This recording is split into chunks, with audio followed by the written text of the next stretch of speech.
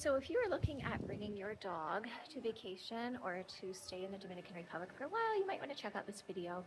We took our dog to the Dominican Republic back in 2024, and they've passed a lot more requirements to bring your dog in and out of the Dominican Republic. And a lot of the airlines are just not doing it anymore.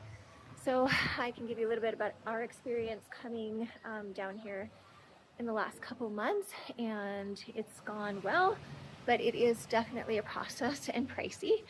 So, before leaving, of course, we had to go to a USDA registered veterinarian so they could file all the paperwork with the USDA and get our health certificate and our proof of her rabies vaccination and that it was done in the US. They need 2 forms of paperwork for this now, not just one. And then also they need to be treated for internal and external parasites before they go. That's a new requirement, it seems to be. That wasn't there last time.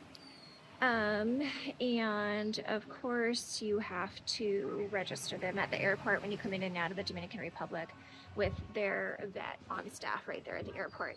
Leaving the Dominican Republic, if it's more than 30 days, you also have to get another health certificate from a vet down here and then get it signed off by a state vet for the Dominican Republic for her to be able to leave the country.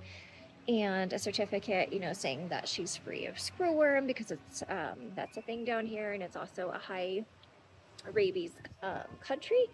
So as long as your dog was vaccinated in the US with rabies and she originated in the US, she's still able to come in and out. It's much different if your dog was not vaccinated with rabies in the US and other different requirements. But and then you also have to file a CDC dog import form coming back, which you just do online, and then they send you proof of that to show the airlines and